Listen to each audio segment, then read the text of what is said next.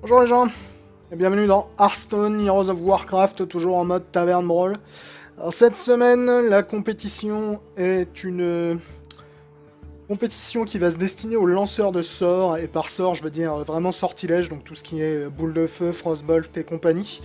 Donc en fait la règle spéciale de cette semaine est que chaque sortilège lancé va invoquer une créature du même prix, en mana évidemment, euh, en compagnie du sort. Donc par exemple, si tu utilises, je ne sais pas moi, Sap, qui est un sort qui coûte 2 points de mana, tu vas invoquer également une créature au hasard qui coûte 2 points de mana. Donc on va avoir tendance à se fabriquer des decks avec énormément de sorts. Alors au passage, vous noterez que j'ai déjà emporté ma victoire syndicale, n'est-ce pas, pour cette semaine. C'est parce qu'une fois de plus, sur mon premier match, mon adversaire s'est instantanément déconnecté. Je ne sais pas c'est quoi le délire avec Tavern Brawl, mais quasiment chaque semaine, mon premier match, l'adversaire se déconnecte. Donc je sais pas si c'est les gens qui en ont vraiment rien à secouer et qui se déconnectent comme des oufs, ou si c'est simplement le mode qui a quelques petits problèmes de connexion. Mais bon, c'est pas grave, on va se redonner une chance. Bon, comme je l'ai dit, une règle spéciale qui va favoriser évidemment l'emploi assez intensif de sorts. Donc j'imagine que dans cette situation, des classes telles que le mage et le prêtre sont évidemment extrêmement puissantes sur ce défi. Cela dit, vu que je ne joue ni mage ni prêtre, je ne vais pas m'embarrasser de cela. Je serais tenté de tester voleur, parce que les voleurs ont plein de sorts qui coûtent pas cher, qui permettraient éventuellement de sortir plein de créatures assez vite. Je serais tenté également de jouer chasseur, parce que mine de rien, les chasseurs, avec leurs pièges et compagnie, ils peuvent également probablement se faire un peu plaisir. On va commencer par voleur et on verra où l'univers nous envoie. Donc on va évidemment prendre pas mal de... Full Blood, pourquoi pas. On va prendre évidemment pas mal de sorts pas chers. Peut-être même en prendre deux des Blood Fury. Gang Up, je sais pas si il va être vraiment utile, mais bon, pourquoi pas. Donc cela va de soi, vu que le mode nous encourage cette semaine à user et abuser des sorts, je vais évidemment user et abuser des sorts. Donc je vais en prendre un maximum. Est-ce que je prends un sabotage? Vas-y, on va prendre un sabotage, pourquoi se priver? On va prendre ça également... Assassinate, c'est pas un sort dont je suis fan, mais quand tu considères le fait que cette semaine, il peut me... Ah, quoique... J'allais dire que cette semaine, il peut m'invoquer une créature qui coûte 5 points de mana gratos, il serait vachement plus utile que d'habitude. Cela dit, j'aurais surtout envie de prendre Sprint. Parce que Sprint, là, qui te fait piocher 4 cartes, et en plus, avec la règle spéciale qui t'invoquera une créature à 7 points de mana, ça m'a l'air méga rentable. Donc je vais prendre Sprint, mais j'aimerais bien pouvoir prendre le Trade Prince Galewix également. Est-ce que je pourrais jarter? On va jarter Gang Up. On va voir ce que ça donne. Parce que Galliwix, vu qu'il te permet de copier les sorts de ton adversaire, ça pourrait être super serviable, je pense. Si la partie dure trop longtemps.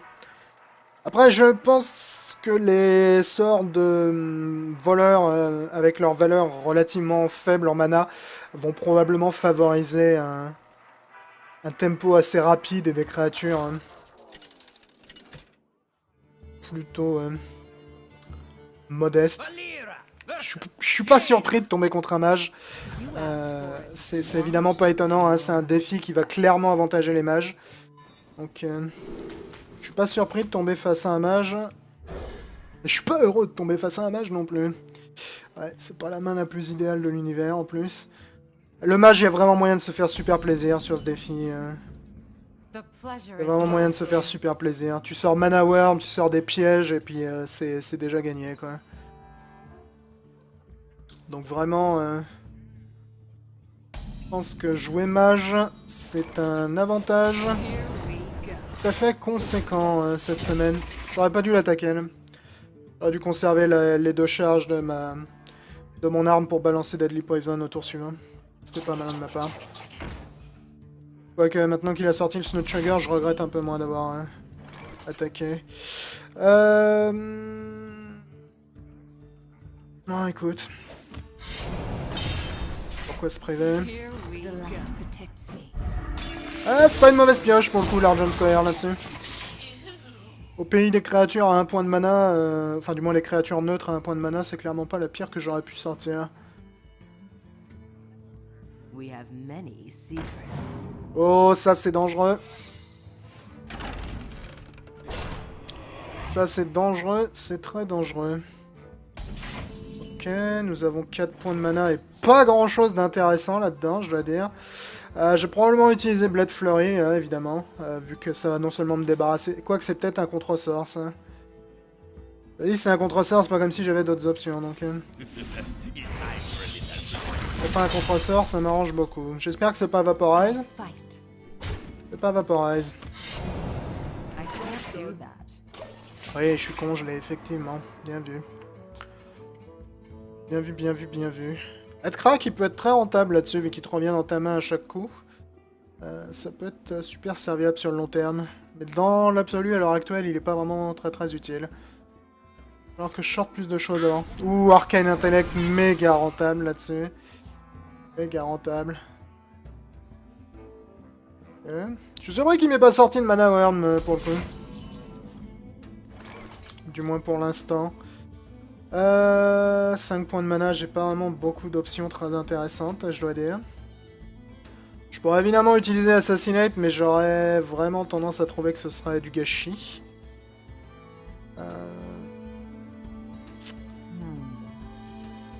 Tu m'as dit, ça me sort une créature à 5 points de mana, Assassinate, faut pas oublier ça. Je vais utiliser Assassinate, faute de mieux.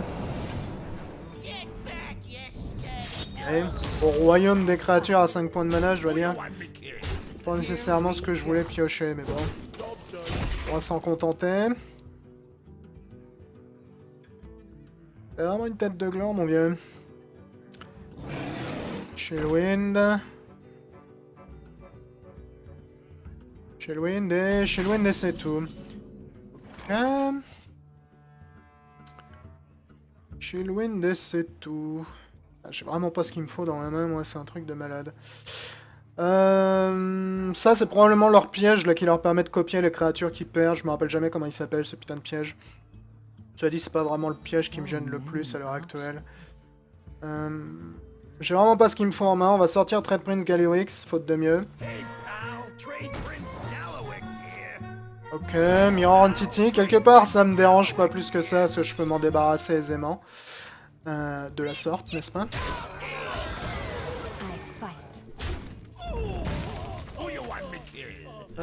Je vais garder ma charge de dague, on n'est jamais trop prudent à ce niveau-là. Jamais trop prudent. Le gros avantage de Galliwix dans la situation présente, c'est qu'il pourrait me donner une copie des sorts que mon adversaire utiliserait, ce qui est déjà fort utile lorsque tu te bats contre un mage, mais encore plus lorsque tu te bats contre un mage avec une règle spéciale qui te permet de dédoubler les sorts que tu utilises. On va voir, hein, ça pourrait être utile comme ça pourrait être inutile, mais on va essayer. On va voir. Okay. Merci pour le polymorphe gratos.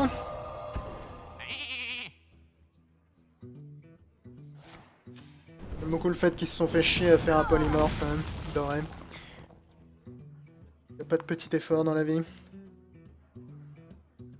Le fait qu'il ait sorti un Jib là-dessus aurait tendance à être à mon gros avantage. Parce que il a beaucoup de cartes en main, donc j'ai pas vraiment l'impression que c'est quelque chose qu'il va avoir l'occasion d'utiliser de manière très efficace.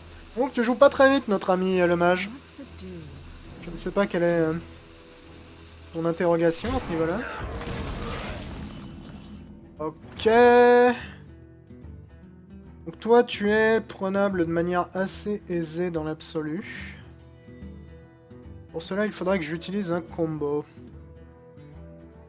J'ai pas vraiment de combo qui me fait rêver, c'est-à-dire... C'est un peu problématique. Parce que là, je pourrais utiliser évidemment le SI7 pour le flinguer, lui. Ce qui me dérangerait que très peu. Ça me fait un peu chier. Je pioche vraiment pas ce que je veux aujourd'hui, c'est un truc de malade. C'est un truc de malade. Bon, je vais gâcher un Cold Blood sur le mouton. Non, ça me fait chier de gâcher un Cold Blood sur le mouton. Ça dit, si je balance le Cold Blood sur le mouton, je peux tuer le Chillwind Yeti. Et ensuite, je fais quoi? Pas grand chose. Autant va faire ça, faute de mieux. Mais je dois avouer que je m'en rajoute très peu. Dis donc, j'ai du mal là-dessus, moi. Et pour le coup, c'est vraiment pas ce que tu peux piocher de pire. Hein. À ce niveau-là.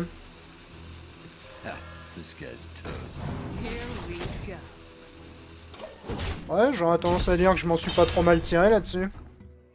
Headcrack peut être vraiment valable dans la situation présente. Comme il te revient en main à chaque coup, c'est une garantie que t'as au moins un sort à 3 de mana que tu peux balancer chaque tour. Rentable. Est-ce qu'il va nous sortir le Flame Strike de la mort ou pas? Avec le nombre de cartes qu'il a en main, je doute beaucoup qu'il ait pas au moins un Flame Strike, donc... Ouais, ça sent le Flame Strike, ça. Je m'en doutais un peu. Pas nécessairement un gros problème, vu que j'ai polymorphe. Le polymorphe qu'il m'a gracieusement offert au tour précédent. Ouais, ça c'est pas vraiment la bonne pioche, mais c'est pas grave. Ouais, ça peut être utile. À moins évidemment qu'il me balance un second Flame Strike dans la gueule, ce qui me ferait beaucoup de peine.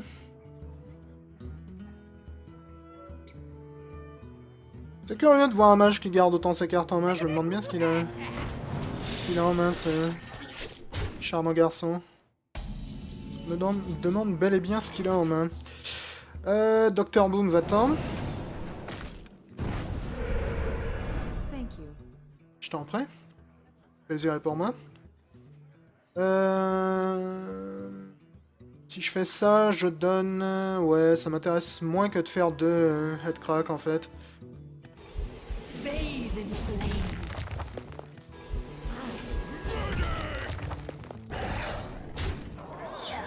Ça m'intéresse moins que de faire 2 Headcrack.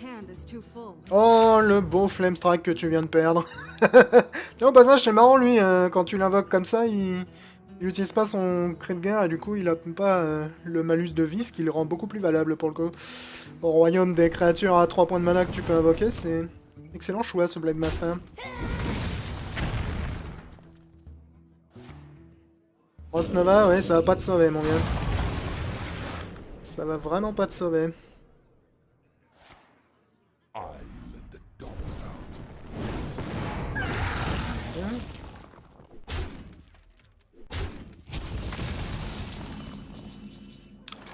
Fort bien. Écoute, on va sortir Van Cleef. Et on va faire ça. Et ça. Bon, bah ça s'est relativement bien passé avec le voleur. Annie, mon adversaire a pas vraiment opposé une résistance très intense. Je pense que le voleur est pas un mauvais choix pour ce défi. T'as vraiment plein de sorts pas chers, bien que j'ai pas vraiment pioché ce que je voulais, là, je dois dire. Je pense que le voleur peut être un bon choix. J'essaierais bien un chasseur avec plein de pièges. Ça pourrait être drôle.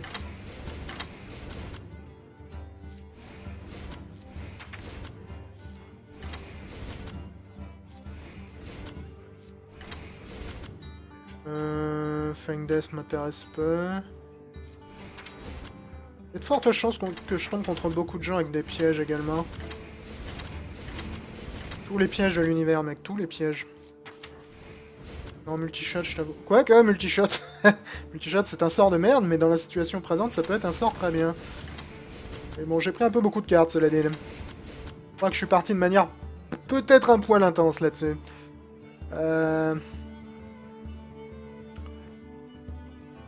Ouais, Timberwolf et Web Spinner. Je pourrais faire un deck 100% sort, tiens, ça pourrait être drôle.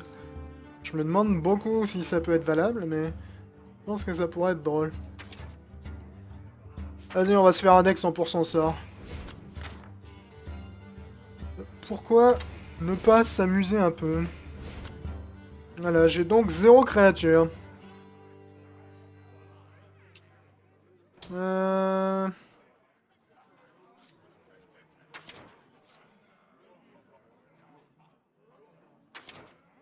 Ouais, vas-y. De toute façon, on est là pour faire les cons. Alors faisons les cons jusqu'au bout. Je pense que ça va être peu efficace, mais ça pourrait également être très drôle. Donc on va voir. Hein. L'un dans l'autre, on est gagnant. On va voir ce que ça donne. Encore un mage, dis donc. Quelle surprise. Bon, en même temps, c'est... c'est un peu le concept du défi qui veut ça. Hein. C'est pas étonnant, je dois dire. Hein. On tombe que contre des mages. D'ailleurs, tu donnes un défi qui arrange les gens qui lancent des sorts. c'est évident que tu vas croiser pas mal de mages. Hello. Hello.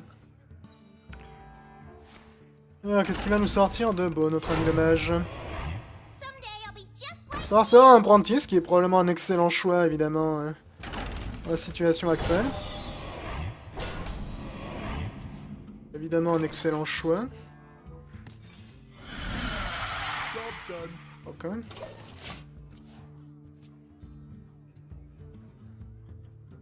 Voyons voir ce que tu vas nous faire de beau. Oui, c'est probablement la bonne décision, mec, parce que je pense que tu t'en doutes fortement que c'est un explosive trap qui est là. Unstable Portal, un excellent choix une fois de plus. On va se faire un petit Snake Trap, accompagné d'un petit Arcane Shot.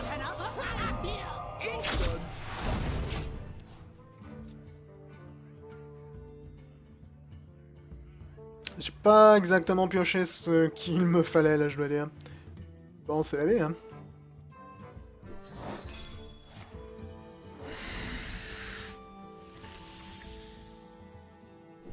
Ah, j'aurais tué le Madmon, mais en perso, mais... Qu'est-ce que tu veux, hein? Arcane Intellect, une fois de plus, un excellent choix. Vraiment, les mages pour ce défi sont imbattables. Hein. Enfin, imbattables. Sont vraiment beaucoup plus indiqués que les autres classes. Ouais, ça pourrait être le bon moment de faire ça, je pense. Snow Chugger, un excellent choix.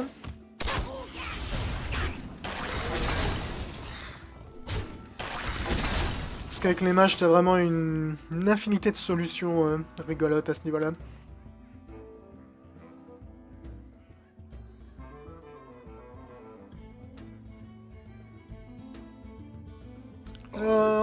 Flamewalker, un excellent choix évidemment. Seulement il va se faire sniper la gueule, désolé. Deuxième Mirror Image. Oh, le Timberwolf qui pourrait être utile si jamais il a la chance de piocher une bébête à un moment. Glaive Zuka pourrait être utile.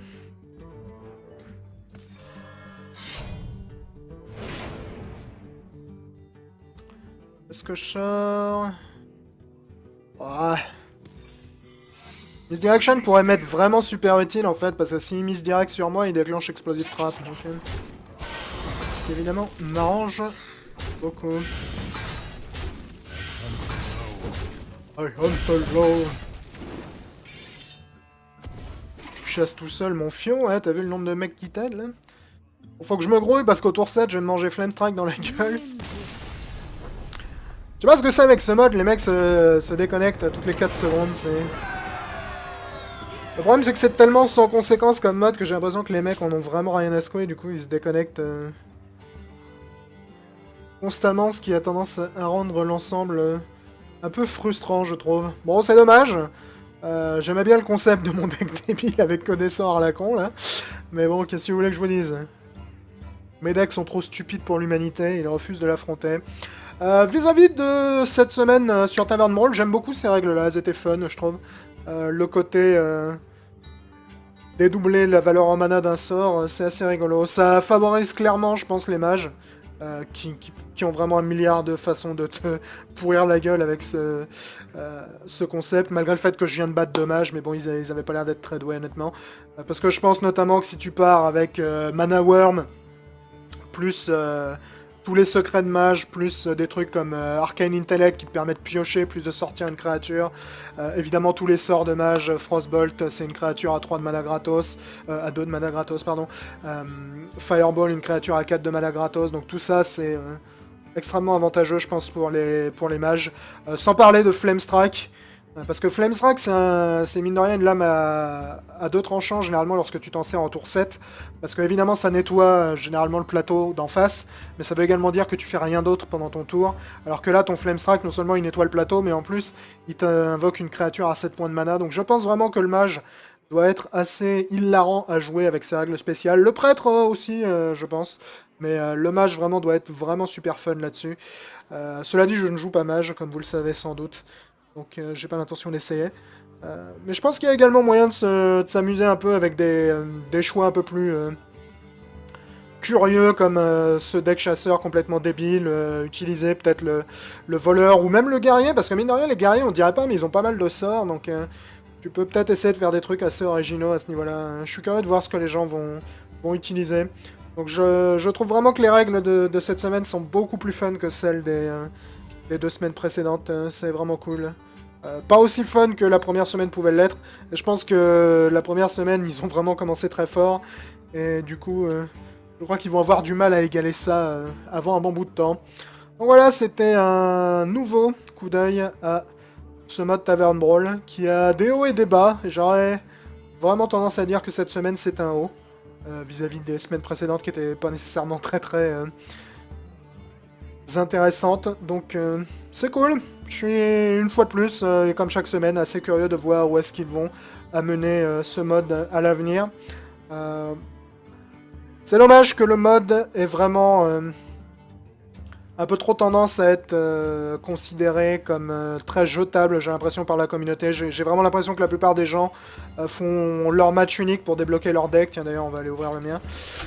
Et ne retouchent plus au mode du tout, ce qui est parfois compréhensible quand les règles sont pas intéressantes, mais peut-être que Blizzard devrait réétudier les récompenses données dans ce mode, parce que j'ai vraiment l'impression que personne n'en a rien à secouer de jouer plus d'un match dessus. Vu que ça te donne qu'un deck lambda en plus.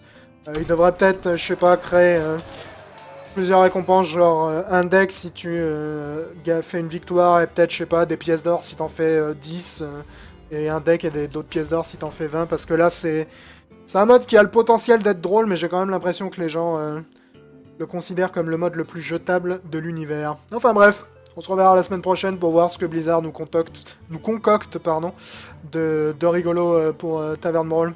Voilà, ciao tout le monde. Bonjour les gens, et bienvenue dans Hearthstone Heroes of Warcraft, toujours en mode Tavern Brawl. Alors, cette semaine, la compétition est une compétition qui va se destiner aux lanceurs de sorts, et par sort je veux dire vraiment sortilège, donc tout ce qui est boule de feu, frostbolt et compagnie. Donc en fait la règle spéciale de cette semaine est que chaque sortilège lancé va invoquer une créature du même prix, en mana évidemment. On va commencer par voleur et on verra où l'univers nous envoie. Donc on va évidemment prendre pas mal de... Blood, pourquoi pas. On va prendre évidemment pas mal de sorts pas chers. Peut-être même en prendre 2 des Blood Fury. Gang Up, je sais pas si il va être vraiment utile, mais bon, pourquoi pas.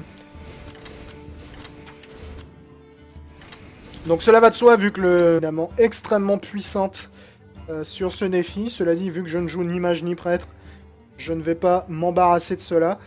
Je serais tenté de tester voleur, parce que les voleurs ont plein de sorts qui coûtent pas cher, qui permettraient éventuellement de sortir plein de créatures assez vite. Je serais tenté également de jouer chasseur, parce que mine de rien, les chasseurs, avec leurs pièges et compagnie, ils peuvent également probablement se faire un peu plaisir. En compagnie du sort. Donc par exemple, si tu utilises, je ne sais pas moi, Sap, qui est un sort qui coûte 2 points de mana, tu vas invoquer également une créature au hasard qui coûte 2 points de mana. Donc on va avoir tendance à se fabriquer des decks avec énormément de sorts. Alors au passage, vous noterez que j'ai déjà emporté ma victoire syndicale, n'est-ce pas, pour cette semaine. C'est parce qu'une fois de plus, sur mon premier match, mon adversaire s'est instantanément déconnecté. Je ne sais pas c'est quoi le délire avec Tavern Brawl, mais quasiment chaque semaine, mon premier match, l'adversaire se déconnecte. Donc je sais pas si c'est les gens qui en ont vraiment rien à secouer et qui se déconnectent comme des oufs, ou si c'est simplement le mode qui a quelques petits problèmes de connexion. Mais bon, c'est pas grave, on va se redonner une chance. Donc comme je l'ai dit, une règle spéciale qui va favoriser évidemment l'emploi assez intensif de sorts. Donc j'imagine que dans cette situation, des classes telles que le mage et le prêtre sont évidemment